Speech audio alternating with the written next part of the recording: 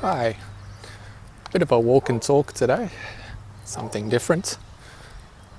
Today I feel like sharing a message to some friends, but possibly anyone else that might find it useful. So at the moment, as I speak, we've just gone past the middle of July 2021, and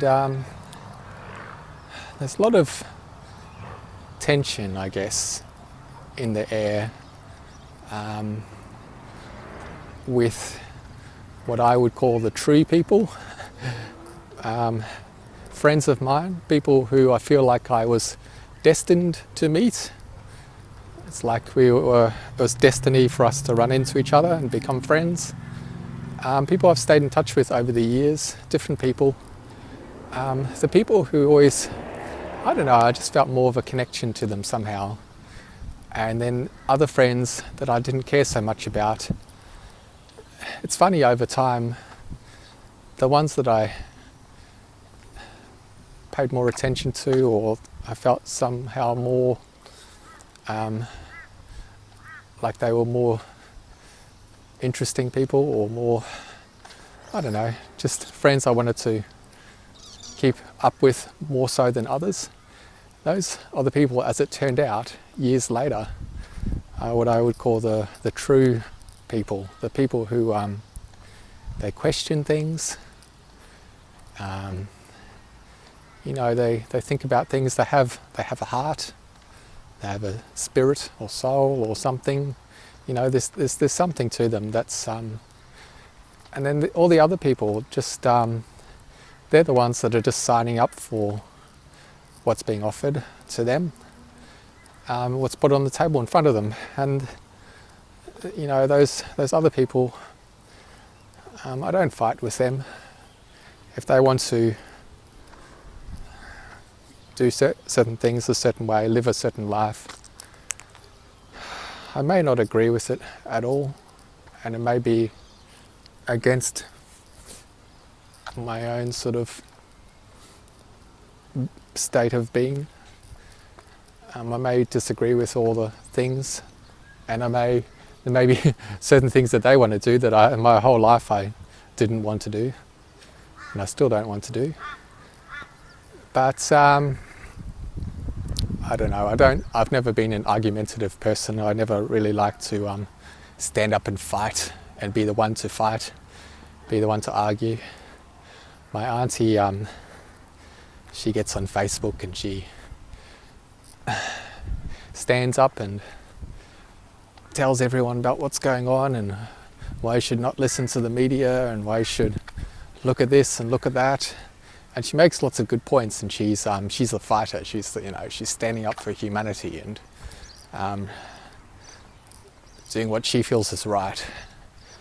And this message is for not her, because I won't share this with her, but people, my friends that are like that as well, that perhaps have been laying low, been laying quiet for some time, but now they're starting to,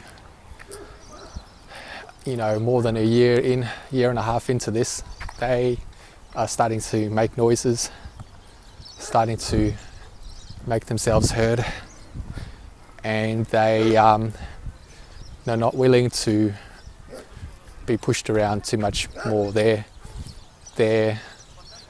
voice is starting to be heard, even if no one is reacting to them. Their messages have been seen, and people are taking note of it.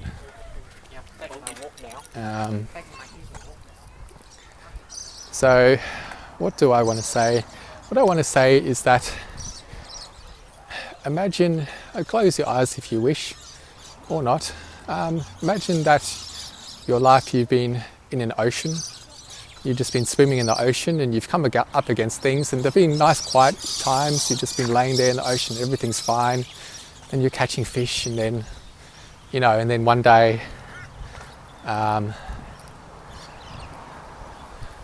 a shark comes along and you fight that off, and then you still survive and everything's good.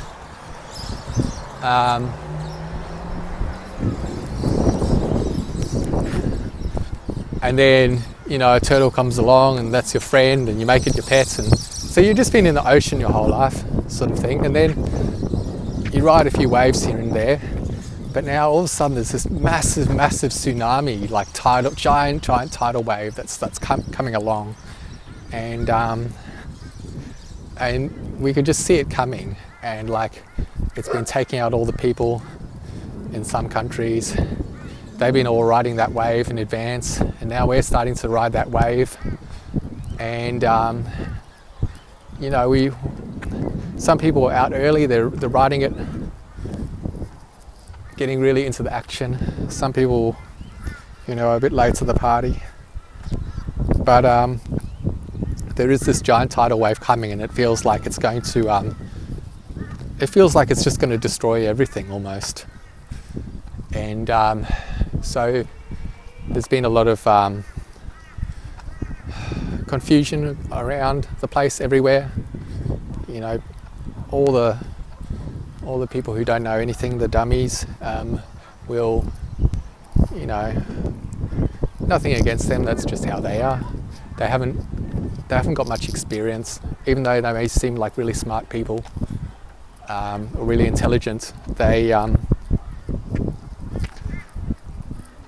you know, the best way to describe it is someone who's only had like a couple of lifetimes, if you believe in repeating lives and that sort of thing.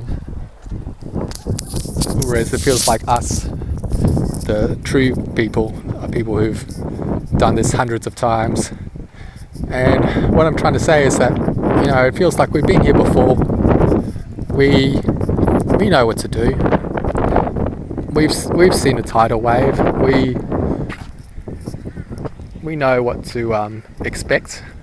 We can see it coming. We can see what's going to happen before it happens, and we may not always be exactly right on predictions and exactly what's going to happen, because every wave is different.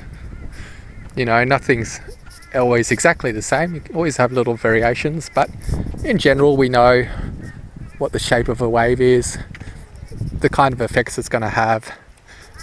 So I'm talking analogies here or metaphors or whatever, but you know, my point is, at some point this wave's just going to smack us, and it will hurt a lot of people potentially, but can we do something? Maybe we can, but I don't know. But at the end of it, I'm sort of looking beyond already, and you know, I see the wave.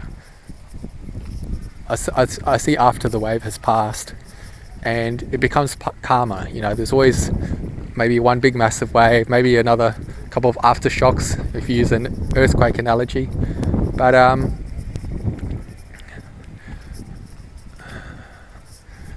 at some point it flattens out, and we start to return to more of an equilibrium. And it may not be, we may still end up in a bad state afterwards. There may be a lot of destruction or recurring problems that you know, don't go away. Like the situation may get worse, potentially permanently. But when I was waking up this morning, the message that just popped into my head, it was kind of like, you know, I was dreaming, and I was in like this kind of just understanding everything symbolically, and somehow it just made sense. But as I woke up, my brain just translated that boom into this English words that like I could actually process when I was awake. Because the moment I wake up, I forget all those metaphors. I forget all those symbolic things that don't make sense anymore. But if I can get my brain to translate that into English right before I wake, right as I'm waking up, then I can remember that translation message. So at that stage, I don't remember all of the dream, but at least I remember the point of the story. What I got this morning, the message that I got was, we all have an opportunity to not participate. So that goes with the current situation with what's going on, but just generally in life. And in my dream, I sort of got this sensation or this vision, and I really cannot remember, so details are so vague, but my impression of what I remember is that perhaps these waves, they just keep bubbling over for a very long time. And so once the big waves are out of the way, you know, there's still going to be bumpy little waves here and there along the ride.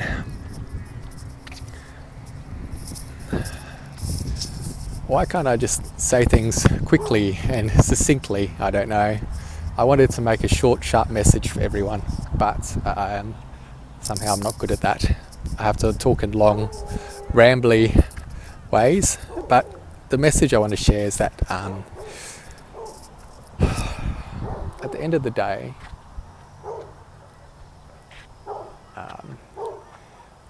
we all have the opportunity in life to not participate, and we have the opportunity to not participate in illusions, because it's becoming more and more clear for me, as I suppose it is for others, that that life and reality is quite illusory, that there is so many illusions. And just look at this beautiful illusion here, like a little bit of sky popcorn, as I would call it, with a bit of don't know what, Fanta or something there, bit of a, you know, but that, you know, isn't that a beautiful illusion? But you know, I came to the conclusion at the end of studying the monetary system, financial system, that all of money is it's all an illusion, it's all fake, and yet at the same time it's also real, because we make it real. And so money is like this really interesting manifestation where money is actually not real at all, and yet we make it real. And in doing so, we manifest it into being, and we make money. We just invent money out of thin air. The Fed prints money, and then everyone has money, and then, you know, it all goes around in circles, and then there's more money, and then, you know, it's all based on debt, but it's all just illusion. It's all just in our minds. And you give money to a bird or an animal, what's it going to do with it? It's going to ignore it, or eat it, or stamp on it, throw it away, pull it apart. You know, if you give them cash, if you give them digital money, what are they going to do? They're not going to even know it exists. So money is something that only exists in our minds. And this is a very simple thing to understand, but it applies generally across the board as well to, I've sort of been discovering, to kind of everything in life, really. Everything we see, it's like, where does the illusion end? Where does the illusion start, and where does it end? And it almost feels like there is no ending, really. It's all in our minds at some stage. Like there's got to be some start and point. I'm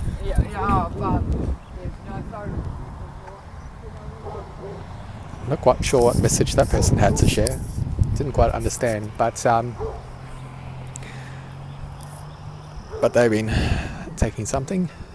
But anyway, maybe they're experiencing an illusion that I can't see, and it's very real for them.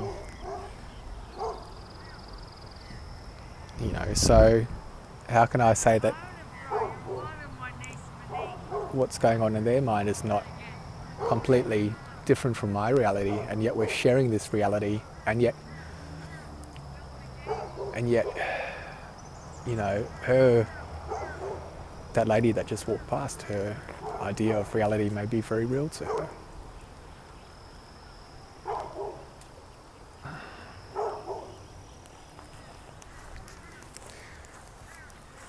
So, what am I trying to say? I'm trying to say that what's an illusion and what's real is really, it's up to you. And based on that, once you realize that, it's sort of like Do I want to be sad? Do I want to be worried?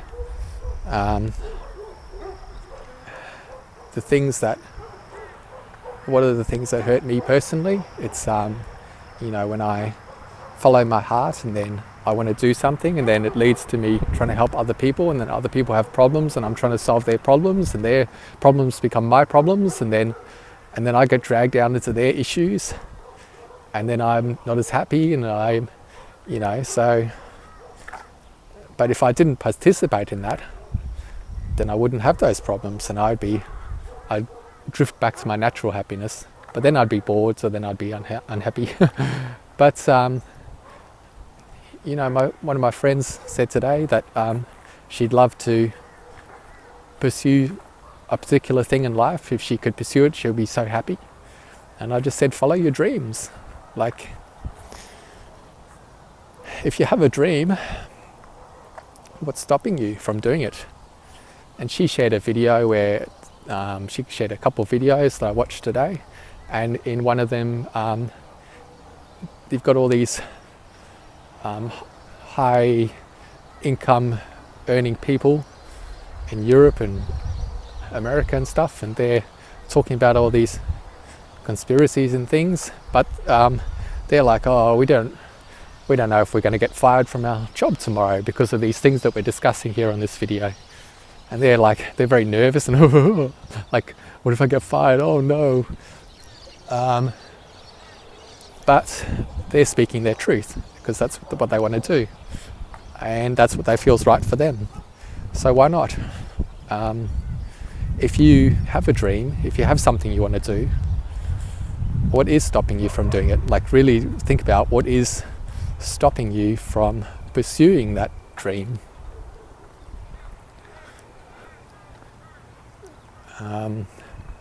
Often, like in those people's cases, they didn't want to lose their job because then they would lose their high income, and their high income is funding their high expensive house that they're probably still paying a huge loan on, mortgage.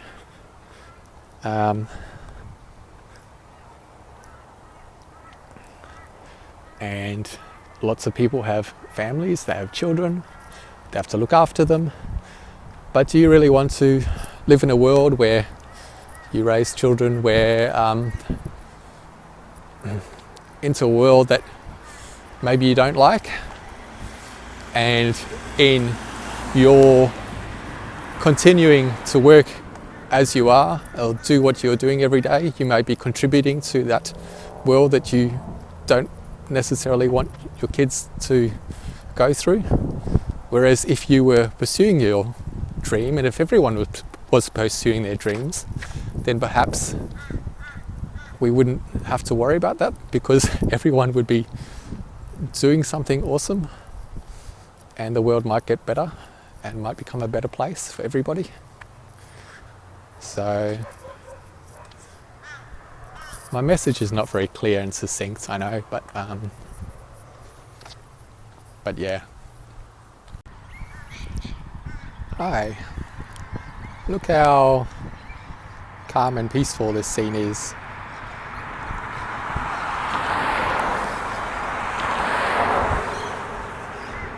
There are lots of things happening. There are cars going past. But what are the birds doing? They don't mind too much. It's all unimportant to them. As long as they can find their food and be with themselves, with their company, with their family, with their friends. They're just enjoying their life, having a peaceful life.